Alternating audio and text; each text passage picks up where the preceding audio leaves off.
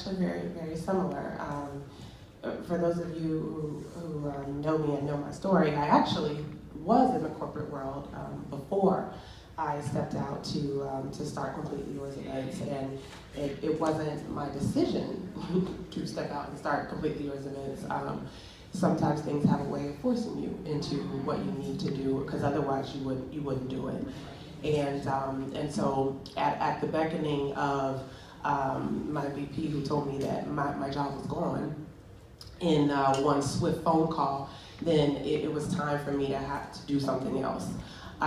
So with that being said, I think a lot of times, if I could go back, I think the one thing that I would say is, don't resent the things that happen to you when they're happening. Because there's a reason behind why it's happening. And at first glance, when that did occur, I was very resentful, and I didn't understand, which a lot of times we don't. I didn't understand. I was at the height of my career, and gave blood, sweat, and tears, and anything else I could bleed to that company. It's because of those things that actually I do a lot of the things that I do now, but just in my own company and on my own terms. So you have to be open to the process, and I think that's what I would have went back and told myself, very similar to Malika, is that you can't do it all, but you have to be open to the process, because through that process comes a lot of learning, and then you realize on the other end, aha, that's why I went through that, because now it's being used for my good. Excellent, excellent, excellent. I'll start with that. What's the worst piece of advice you've ever received as it pertains to your business? You being an entrepreneur, you being a hybrid. What's the worst piece of advice you've ever received? And the follow-up is, and how did you realize that it was bad advice? I'll go first on the one. So the worst advice that I received was when I first started to expand my business, and I developed my team. So I love my team, and shout out. Okay, fine. They hate it when I do that, so I had to do that.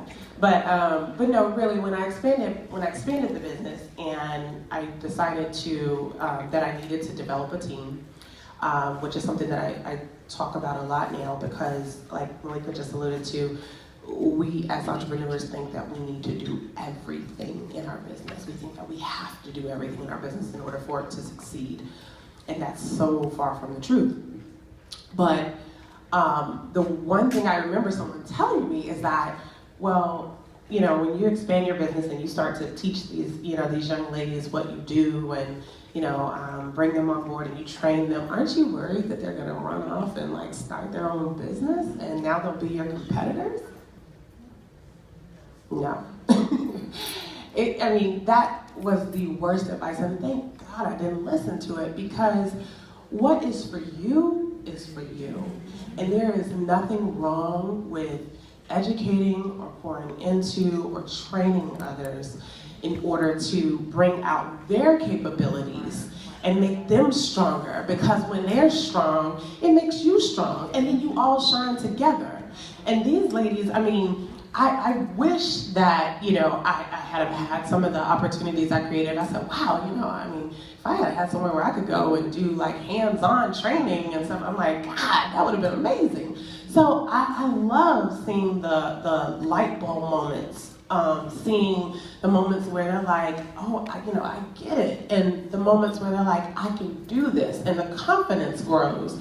Those things are just as important to me as my own individual learning and growth and process. So I'm glad that I didn't listen to that, because honestly, when you pour into others and you educate others, that's only blessings that come back to you tenfold. And so, that I would say is definitely the one I would deal with.